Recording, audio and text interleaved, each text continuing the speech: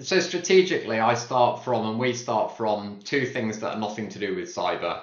So the first thing is to say um, the patient safety aspects of this. There are 38,000 unfortunate souls every day who ring 999 asking for an ambulance. There are 750,000 of us who see a GP every day, and there are 1.5 million staff in the NHS, second largest employer in the world, apparently. Um, and the reason I start with those numbers is that it's a patient safety issue in that if we get the cybersecurity wrong in any of the national systems or the local ones run in hospitals, more so than other areas where confidentiality is often king, the availability aspect is often king or queen in the NHS. You need that information needs to be available to a doctor or a paramedic or a pharmacist at the point that it is needed. And that's the why. That's why we do. That's why we have a cyber strategy for health, and it is why we do cyber. This is the Secure CyberConnect podcast with Jay Adamson and Warren Atkinson, where we're joined by information and cybersecurity technology and talent acquisition professionals who share their journeys, unique perspectives, and offer advice and guidance. Our topics on this episode will be cybersecurity, NHS, and leadership lessons. Today, we're honoured to be joined by Mike Fell, Executive Director of National Cyber Operations for the NHS. An experienced security and risk management professional, Mike is practiced in delivering tangible risk reduction in a range of UK and overseas government and intelligence organisations. Building on broad and deep security knowledge, he's focused on making us all safer by bridging divides and supporting innovation. He regularly represents the NHS on TV and at global conferences and hosts the Cyber Sessions podcast, priding himself on supporting the development of the wider security community in building capacity.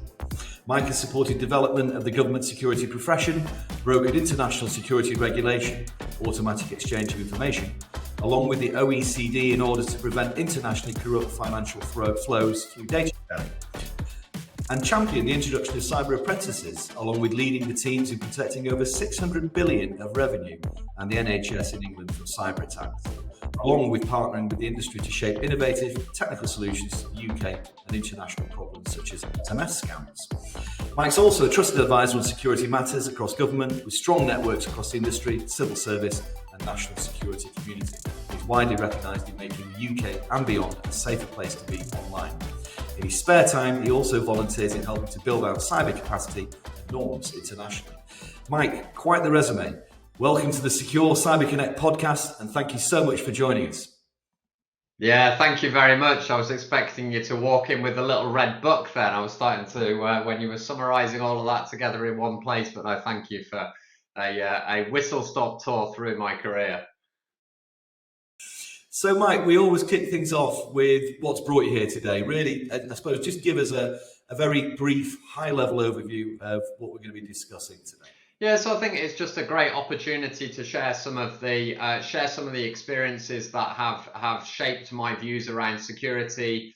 I feel incredibly privileged to have had the opportunities that have led to me doing a really kind of broad and diverse range of work, and it's sometimes fear that our security industry can be kind of less diverse than it could be. And I think just telling those tales about the opportunities and the kind of tenacity that can lead to opportunities becoming realized are all the more important now, particularly as we get more effective at more linear paths to develop people in this. So yeah, thank you for the opportunity.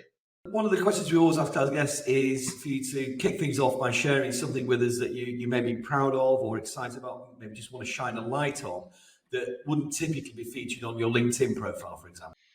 Yeah, so it's a great opening things. Not that I'm taking notes as a fellow podcast host here, he says, very cheekily sliding in that. But I guess the bit that you won't see on the LinkedIn profile is that I actually could have just been sat on a desert island in Fiji quite easily here, rather than being in the security world. Because early on in my life, I was a scuba diving instructor and lived in Fiji. I still have a huge passion for the ocean and for diving when I get the time to do it. But it isn't something that I talk about a lot in there, and I do sometimes in the more stressful and pressured times think, well, that's what could have been. There are obviously loads and loads of analogies between scuba diving, particularly the technical aspects, the kind of cave diving that I used to do, and wreck diving, in terms of resilience and planning and preparedness and breath control in some cases. But yeah, that's the bit that I don't put on the LinkedIn, and probably should do a bit more of, to be honest. No, sounds amazing. No, that definitely sounds incredible. And for our audience, Mike, could you share with us perhaps one mistake that you've made in your career and the lesson learned now? Yeah, absolutely. Classic interview question. So I'll go quite far back in my career, but for the record, not because I don't make mistakes. I think if you're not making mistakes in this, you're not trying hard enough. But I think back, really, one of the kind of formative moments in my career when I was a very ambitious kind of recent graduate on a graduate scheme. And I was in charge of assurance of security programs in the run up to the Olympics that were across a number of organisations, some of which had kind of numbers rather than names. And I remember one day very proudly saying to my boss, who I had a huge amount of time for, that I was going to go and have an argument with this individual because they were saying that they didn't need any assurance of their program when it was coming towards the end, and my job was to make sure that happened. And I kind of saw a wry, sly kind of smile from my boss, Nikki, but didn't say anything, and let me go across to the organisation. And as I was walking in to the office, the clues were there. There was a separate room with its own desk with the secretary, and then there was some very nice pictures around the place of aforementioned individual with very famous people like the Queen and that. But the penny hadn't quite dropped, and then I went in and realised that I was actually with an incredibly senior person when I thought I was going in quite junior. And the lesson that I learned from that mistake was I won, by the way. I got the assurance to take place. It did take place, but I definitely learned something there about sometimes asking the question about the why and the who before it, and was never left to forget that mistake early on in things. So No, I appreciate you sharing there. And you mentioned obviously scuba diving was a vacation that you explored many years ago, and it's something, of course, that you use to balance well-being nowadays.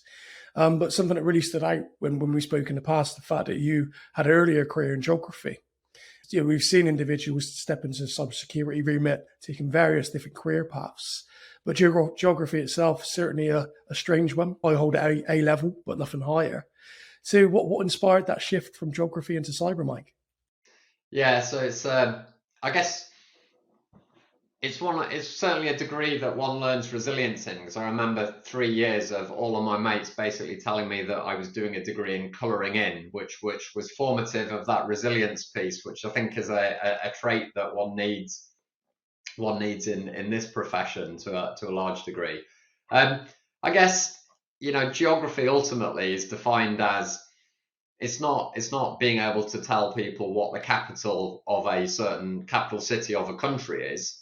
But it has aspects of that I think are similar to the kind of mapping that we need as technologists. We regularly need to be able to translate that acronym, AD and Active Directory. Even if you know the wording for it, it's meaningless if you can't actually explain that it's the dictionary, that it's the address book for an IT system. And I think there's a lot of analogies like that in geography where you are mapping, you are using those cognitive models to explain a complex system. Geography is defined as the interaction of people with the world. And I think you could quite equally describe and define cyber or security as the interaction of people with the technology in a safe manner. So I think there's those analogies. But the thing that really kind of drove me and the strand that has gone throughout my career is that a lot of geography is about risk management. Why do people live on fertile plains next to rivers when they get flooded, reportedly once in every 50 years, and then they find that they've been flooded 1 year, 2 year, 3 years? That can still be a 1 in a 50-year event. we get the same thing, and it's that same risk management approach with here. A 1 in 50 likelihood event doesn't mean that it's only going to happen once every 50 years in the cyber world either. It could quite easily happen time on top. So it's been that strand that's kind of run through, is that risk management bit that led to me kind of getting interested in more traditional security, and then very fortunate in using those more kind of walls, barbed wire, floodlights, security guards through into doing it the hard way of learning how a computer works on top of that knowledge. Yeah, I think never as an analogy been better poised than between climate change and cybersecurity, certainly in this current state we're living in. So, in terms of obviously national health security and with NHS England's critical role in national health, what are some of the key elements of your strategy in safeguarding such a complex and essential system from a wide range of cyber threats? So strategically, we start from two things that are nothing to do with cyber. So the first thing is to say the patient safety aspects of this. There are 38,000 unfortunate souls every day who ring 999 asking for an ambulance. There are 750,000 of us who see a GP every day. And there are 1.5 million staff in the NHS, second largest employer in the world, apparently. And the reason I start with those numbers is that it's a patient safety issue, in that if we get the cybersecurity wrong in any of the national systems or the local ones run in hospitals, more so than other areas where confidentiality is often king, the availability aspect is often king or queen in the NHS. You need that information needs to be available to a doctor or a paramedic or a pharmacist at the point that it is needed. And that's the why. That's why we have a cyber strategy for health, and it is why we do cyber. But the second bit of it is that increasingly it's a data-driven capability. In the olden days, you would have sat in a doctor's surgery with a paper notes in front of you and self-encrypted doctor's handwriting that they may have been able to distinguish or not. That isn't the case now. You go into any clinical setting and it is a technology data-driven bit, from feeds from connected medical devices through to digital x-rays, through to a whole range of bits that are all part of that picture, supporting clinicians to make it. And public trust is at the heart of that. So as well as the patient safety issue, there's been some really interesting research published by NHS England recently that really kind of is fascinating, in that it places the NHS as one of the organisations most trusted in the use of data. And that's despite it having some of the most sensitive data that you would least want anybody else to know about. Stacks up way above the kind of press and journalists, and way above the social media platforms and other government departments as well, which is a really positive thing. And I think it is because of that focus on patient safety and the ability to demonstrate how data is saving lives in the NHS. So strategically, how do we go about doing that? Well, we do it, a strategy that was published a couple of years ago now in March. It puts people and culture at the heart of it, recognizing that we need the workforce, and we need to kind of mimic elements of the airline industry, and getting a just culture where anybody can call out near misses and learn the lessons and improve. We need to defend as one. We need to kind of use our strength and size as a force for good rather than a force for bad. But we also need to design things securely going forward, so that we are learning the lessons, because focusing on the greatest harms is another aspect of that strategy. And the reason that we have to do that is the depth, the complexity, the technological differences that are present in here. And then lastly, kind of strategically, like all sectors, it is a matter of when, not if. So building in that resilience and that kind of exercising the muscle memory for testing and having an exemplary response is at the heart of the strategy. But it's also really important for me as the director of cyber operations I take real pride in trying to role model excellence in cyber response. And that isn't in an arrogant way of saying that we're amazing at doing it. We're not. We're not. We're always learning. We're always improving. But planning for that and putting the pieces of the jigsaw in place, but focus from the eventuality of incidents happening, I think is a really important strategic bit as well. Yeah, 100%. Yeah, no, fascinating insight, Mike. Thank you. And look, talking about, of course, cyber crises and lessons that you learn from the front lines. You've obviously led responses to cyber incidents at national level, and what do you see as the most critical qualities for effective leadership during crises such as these? Yeah, there's many people have written more effectively than I'm going to be able to communicate, and I'd call out people like Sarah Armstrong Smith that are doing an amazing job of documenting and writing down manuals that help people. In fact, I've got one of her books that I regularly, in the midst of a big incident, will pick up and have a look through and just kind of remind myself, but also we'll use to show that there is best practice documented in here. One of the most important ones in the leadership tenet and that can make a difference, I think, in incident handling is around transparency. And that doesn't mean saying everything to everybody. It means finding that sweet spot that builds public trust. And doing that is being timely, not saying things that are later subsequently going to be proved to not to be true, but being candid about the impact. And certainly for me as a leader, I have nailed my personal flag to the mast about the importance of that, and in going beyond the legal requirements of GDPR and other in terms of documenting the impact. And as a result, the health sector is, I believe, more transparent in the patient impact when things do go wrong in showing that, because I think it's that way that you can rapidly rebuild the trust when something has gone wrong. Another aspect of the leadership that is very, very hard to discharge perfectly, but critically important and always at the forefront of my mind, is the people.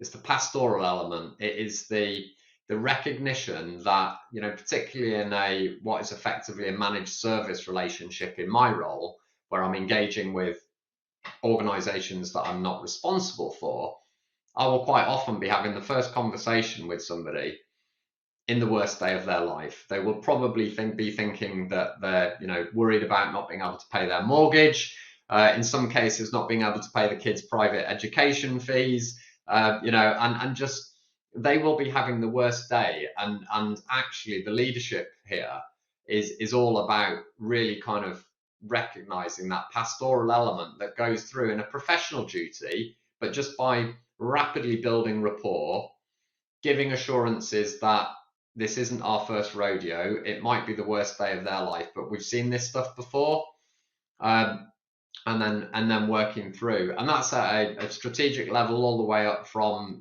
chief execs who sometimes you just have to have an off the record conversation and say, I know how this impact is going to be, and you can speak to me or other people if you need to, all the way down to the people on the teams that are working relentlessly to do this. I think one of the other leadership aspects that comes out is, again, we spoke about mistakes in your career earlier. I really like to try and take a bit of the best of the people that I work for throughout my career. And I always think back to a chap that I worked with in the Foreign Office, Patrick, is a good friend now. And he was relentless about repeatable models. And in that case, we were working in Afghanistan to make judicial processes that were relatively free of corruption and had international oversight. And he really kind of brought home to me the importance of repeatable models and processes and standardization, but with flexibility. And I take that forward now into the way in which I lead through serious cyber crises by trying to proactively upfront have grab bags that are signposting, that are not technical documents. They are absolutely signposting through the complexity and helping people see that whilst there will be a number of options at every stage, there is certain things that have to be gone through that are repeatable, giving that foundation so that people have some confidence about the right questions to ask.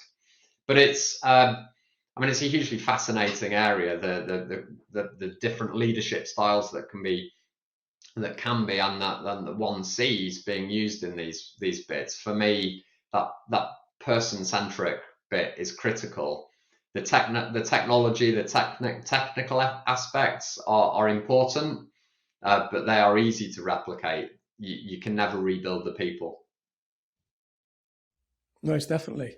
And in those sort of situations of crisis management, top-down leadership, leading from example, showing confidence is very important. Something that you do brilliantly. But of course, burnout is something that creeps in, especially in those times of crisis. So, from your experience, what effective strategies can team members and leaders sort of implement to ensure that their teams aren't overutilized and that they spot burnout early and support? Yeah, it's a really good question. I'll be honest, I'm the worst person to ask for this because the whole do as I say, not as I do bit really kind of came home to me recently. So we had a quite publicly known serious incident over the summer affecting a pathology lab down in London.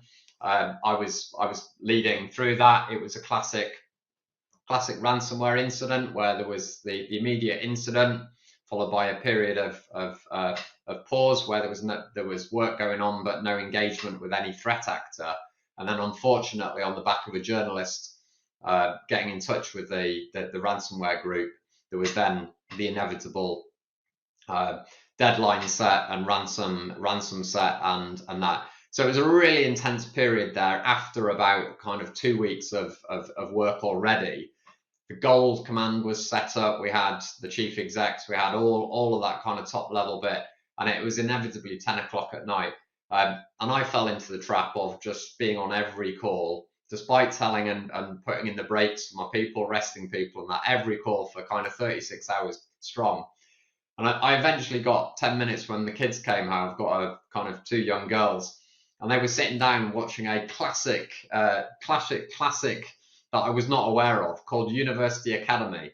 Now, for those listeners that haven't seen it, it's targeted at about, I think, the 5-year-old range. And I realized that after having sat there for 5 minutes, being completely unable to follow the storyline, that I'd definitely done enough and it was time to take a step back.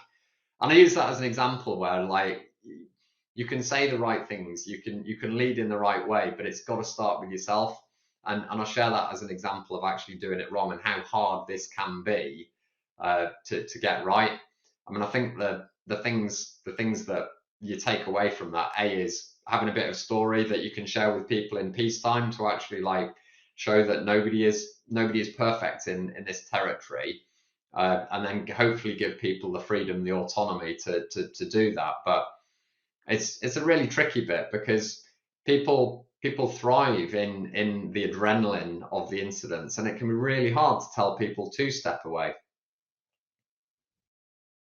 I appreciate you sharing. I think you sharing that certainly going to resonate with a number of our audience, especially those that perhaps sometimes go above and beyond and do overwork and overstretch. And I think it's a really important topic. So yeah, thanks for that, Mike. Now, of course, you've been involved in bridging divides as well as building capabilities across public sector as well as sort of here in the UK and abroad. Obviously, collaboration with both public and private sector is something that's we're seeing a lot more of moving forward. So how does sort of industry partnerships enhance the NHS cyber resilience, and how does that help you against emerging threats? It simply couldn't be done in any other way. The partnership all the way through, from strategic partners that are working in the same way through to those that are delivering specific capabilities, is at the heart of it. I simply can't see any other way of doing it at a strategic level. We need the flexibility. We need the best of thinking, and I'm a big believer that there is no one person who is an expert in all of this, and it's only by bringing the best of breeds from different areas that you can get that right mix. The mix between innovation and consistency, the mix between You know, the repeatable bits, if you start thinking about the different maturity aspects of it. And the key to it for me is being really clear in terms of requirements for when you are running operational live services, and having those partnerships that don't rely on the contract, they're underpinned by it, but are based on that really kind of close partnership. I think another aspect to this is moving to a new phase where the public sector is less fearful of bringing problems. There are organisations that have done this really well. Some of the security agencies have been very public about some of the challenges that they face, and have encouraged academia and industry to do that. I haven't seen it so endemically across the wider public sector, but there have been examples where I think it's been really successful. So previous work that I've done around SMS phishing was a great example of that. Generally, the industry got on top of email phishing to a degree with the implementation of DMARC, and other controls like SPF and DKIM. Forgive me the use of the acronyms there. But it did get on top of it kind of 10 years ago, but we saw a really rapid move to SMS-based phishing, which people were a lot more likely to fall for. And it didn't have the flexibility to apply controls like those that have been applied to email because of the way that telephone networks. And myself and a couple of others took a problem to the telephone networks and engaged individually with people that were just passionate about doing the right thing. And I'll never forget a meeting about 3 or 4 weeks after having taken the problem statement of our customers are getting massively targeted by branded phishing attacks, and they are losing about 10 times more money than they were through phishing emails. The meeting concluded with some very clever people in the telephone network space saying, right, we think we've got 6 solutions for this. Now, unfortunately, 5 of them are illegal and 1 of them is technically impossible. But even with that, they then looped around again, and they did manage to find something with us that was legally compliant and technically possible. And as a result, all of the UK is now protected from this as a result of us putting a head above the parapet and trusting that public-private partnership to come up with the right solution for society. And I think we just need to really back more of those kind of bits with cloud providers, with platform providers, and with the little niche kind of consultancies and organisations that are chipping away at this endemic cyber risk. Secure Cyber Connect community have got an urgent announcement. We're excited to share that the Secure Cyber Connect podcast is hitting the road.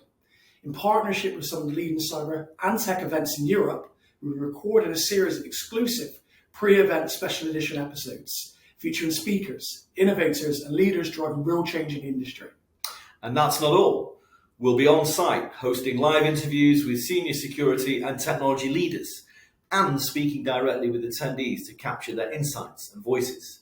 So this is your chance to not just watch the conversation, but to be part of it. We'll be covering the Cyber Leaders Summit in Belgium, an invite-only forum for senior security decision makers, the International Cyber Expo at Olympia, a global stage for cutting-edge solutions and serious discussion, and DTX London, where technology, innovation, and cybersecurity all converge. So if you're attending, step up, show up, and be heard. If not, now it's time to register and join us. You can find more information in the description below. Let's move the conversation forward together. For all of us at Secure Cyber Connect, we look forward to seeing you there. That's great. And from a healthcare perspective, what other sort of emerging threats are you looking at this year? Are there any sort of predictions in terms of how threat actors are going to behave and how we can sort of best defend against that? Yeah, so I think the frustration in the health sector would be that our adversaries are not yet having to work very hard. We're not making them stretch the legs, and that's where I want to get to in the next year. I want to make the adversaries have to work a damn sight harder. Selfishly, if they have to work a lot harder in health, they may move to another sector, but more broadly for society, if we make them work harder, we are introducing more a higher cost of entry and friction to them. And ultimately, the majority of our adversaries are financially driven. So if we can make it cost more for them, and the ways that we can do that is the foundations, it's the multi-factor authentication. It's not using default and weak passwords. It's securing our systems against well-known published critical vulnerabilities. That for the health sector is absolutely the way of doing it. And in doing so, if you want to take a kind of threat modeling type of approach to it, yes, undoubtedly, the criminally motivated ransomware is the endemic threat.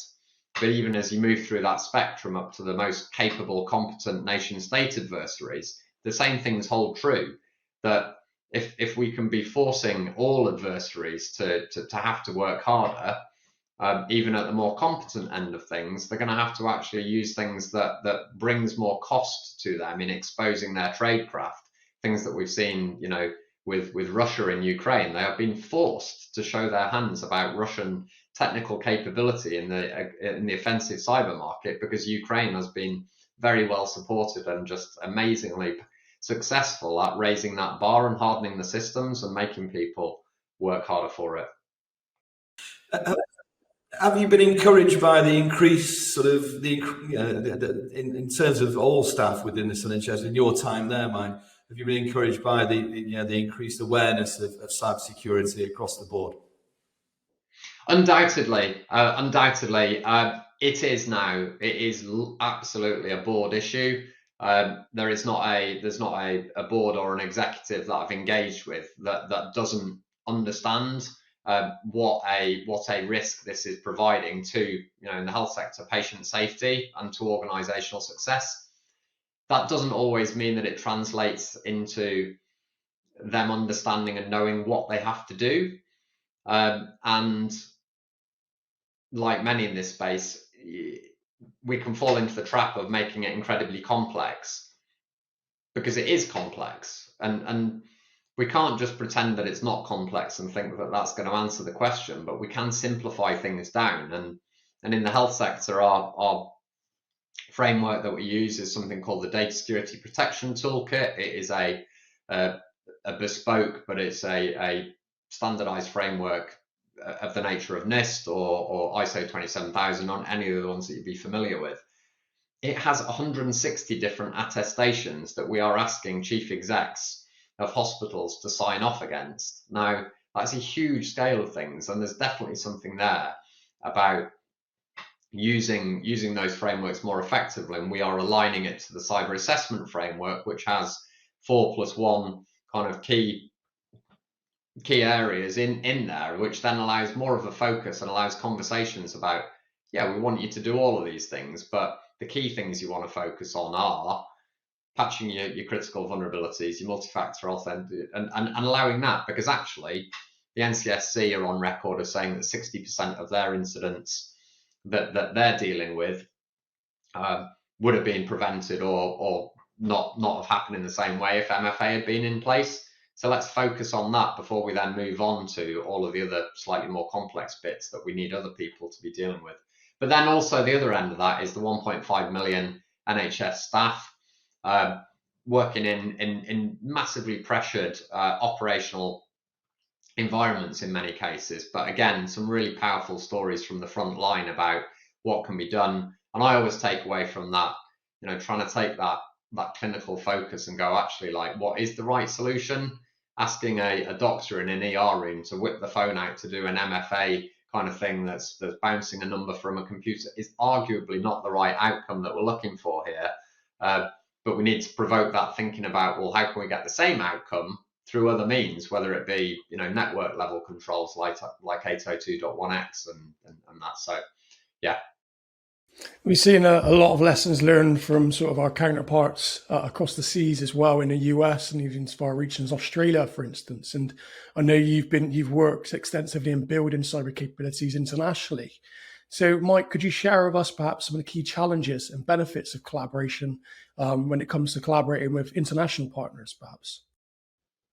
Yeah, sure. So it's inevitable that we see the difference and the uniqueness. Humans by genetic evolution, and here's the geographer, the sociologist in me coming out. We have evolved to identify difference more than similarity. But if we're aware of that, we can actually look for the cross-sector things, because there is so much more that brings us together than that which makes us unique. As I've worked internationally, I think there's a good few examples of that come to mind. I mean, I think certainly when you're identifying best practice, keeping that eye on the international landscape is invaluable. If you look to America with Caesar and the work that they have been doing about being clear that they're just simply no longer going to tolerate certain things in government, and they are pushing about software bills of materials so that people know the assets that are building into their IT solutions. They are putting out directives that simply make it unacceptable for any government organization to have things that we would probably all agree are completely unacceptable. And I think that's one example of where you get benefit from looking internationally. I think another benefit of that kind of international collaboration space is learning from others' mistakes. We're not always able to learn from our own mistakes, let alone others. But there are so many examples of where people have pushed the boundaries, certainly in the digital space, that we can then take away and go to. One of the big bids in health at the moment is about unifying patient records, such that if you find yourself, unfortunately, enough to be in a hospital anywhere in the UK or England, you would expect that doctor could access your GP records and records from any other hospital that you're meant to be. It's not the case at the moment. So the big bet is about unifying it and having that. There's countries around the world, including India, Israel, Portugal, that have done this in different ways. There's huge security risks in doing that you either have to aggregate it and have one really kind of valuable pot of things that needs defending, or you need to federate it and then have loads of trust arrangements in place. And it's only by looking to, well, how have India approached this with billions, over 1 billion people? How have Portugal approached it? How's America approached it in a more financially driven health system, that you can bring those bits together? So, coming to sort of the back end of the episode, Mike, and as someone who's obviously an experienced leader and someone who's obviously managed teams and operations at the very, very highest level, what advice can you give to those who are starting out in the cyber industry, and also maybe those that may be more advanced, but are looking to develop their careers and move forward? I think the answer used to always be buy Apple stock, didn't it? Isn't that the stock answer? Pretty much. I always find this one really tricky, because I genuinely feel so lucky to have had the opportunities that I have. And when I look at the industry now, it is more professionalized. We have more understanding of the requirements for roles, more formalized training. And that is at the cost of some of the agility and some of the diversity we do have in the industry, and those that have been around it a little bit longer. As has come out in a number of your podcasts, is everybody's got a different story. They've all come through a different route, and they're all doing it for a different reason. And that's really powerful, because we do all have slightly different perspectives.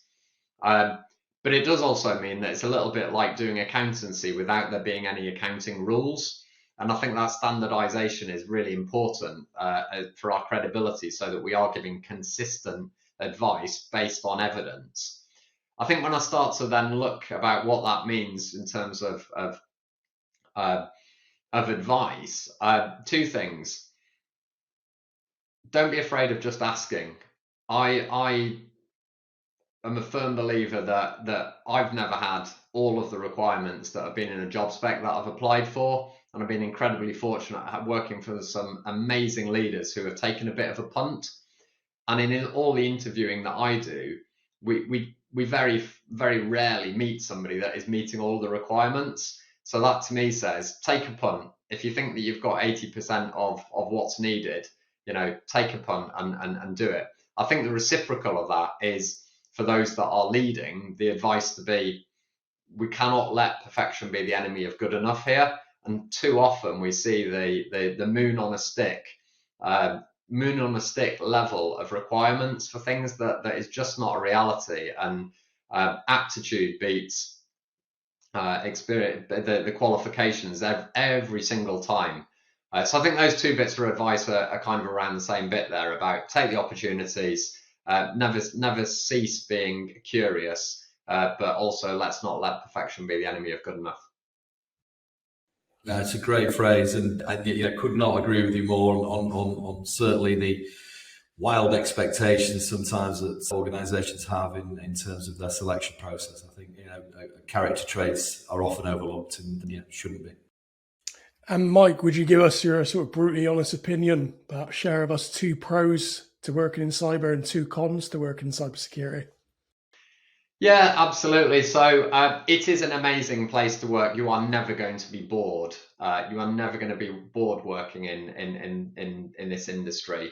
And you're always going to have a real clear sense of mission and be doing things that make a difference. I guess the reciprocal of that is that it can be incredibly frustrating working in this space, but for the reason that we see all the faults, we see all the mistakes, we see all the consequences of it. And it can be easy to feel like we're failing to make that compelling story to get people that have other priorities to change. In the health sector, I'm regularly competing against reinforced autoclaved aerated concrete, aka the 1960s crumbling concrete, alongside industrial action, alongside ambulances queuing outside hospitals. And I'm then beating myself up, wondering why people are not listening and investing in replacing the legacy IT. So I think there's that bit that's challenging. And I just think, I'll go back to that bit about it's a little bit like being an accountant without any accountancy rules. We're getting closer to an evidence-based consistency bit, but it can be frustrating that you ask 10 security professionals for review and you'll probably get 11. And I think the sooner that we can get to a more consistent approach to it, then the better for all of those that we're ultimately trying to help, the business owners, the people that are out there to do the right thing for their organizations. And I think something that really resonates is that sense of purpose and mission. I speak with a lot of security leaders and professionals that work within the public sector domain, and it's a massively rewarding role for them. And I just wanted to take a moment to say to those that perhaps work in the private sector, if you're looking for someone that is a bit more soul fulfilling, there is a lot that the support of the public sector need. Spend some time in that, go back into the private sector, take some lessons learned and vice versa. I think that's where we've seen a lot of success over the years. Absolutely, Warren. Look, Mike, it's been really interesting to listen to you today, and obviously some of the challenges and strategies that you've had to adopt. And going sort of forward, what does the future hold for you in cybersecurity? And is there any particular upcoming projects that you're excited about that you might want to share with us on the episode? Yeah, so I think when I look forward, I never know what's coming. Certainly, I have never really known what the next opportunity is, but I certainly love working in the NHS, and we have, I'm not embarrassed to say there is a lot of work to be done, and we have a really clear support. We need to move the NHS to a digital one, less than an analog, and security and public trust will be at the heart of that. So I really look forward to that. When I think to kind of projects that are going to keep me busy over the next year or so, there's some kind of more funky, kind of interesting horizon scanning type things that just keep me interested. Thinking through post-quantum cryptography and really looking forward to doing a piece of work with the National Cybersecurity Centre to do discovery around what really rolling out post-quantum cryptography in a complex environment like the NHS might look like. So really excited about that. And then the broader piece of work is the enduring programme to make the NHS a cyber resilient sector by 2030. The strategy that we set out previously is about that, and really looking forward to driving through the business case as we go into the next spending period with government to get tangible improvements that that are ultimately making our hospitals and our healthcare providers more secure, such that they're all there when we need them.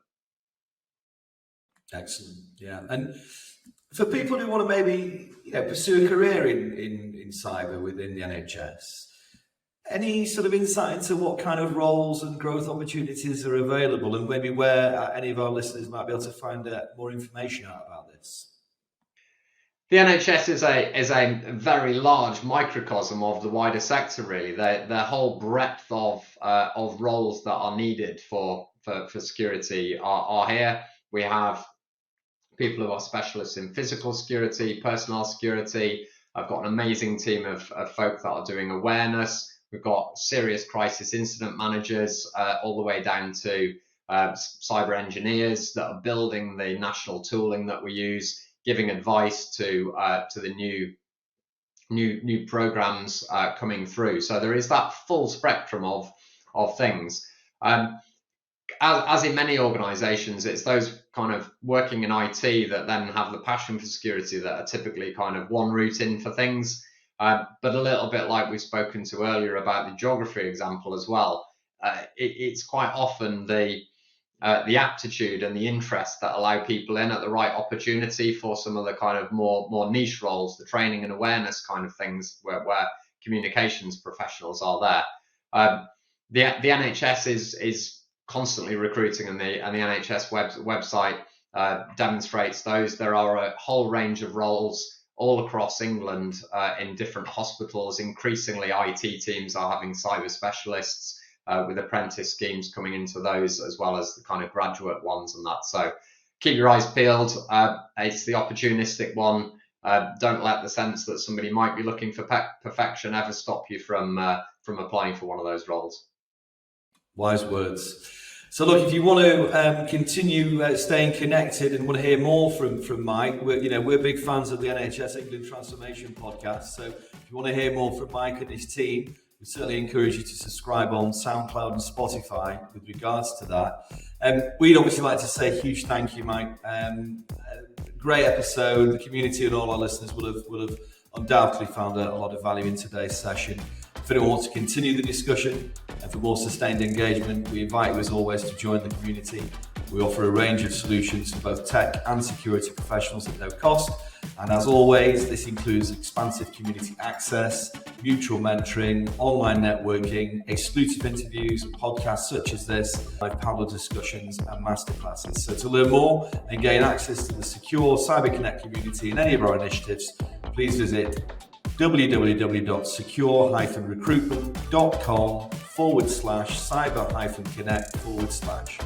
Thanks very much, everyone.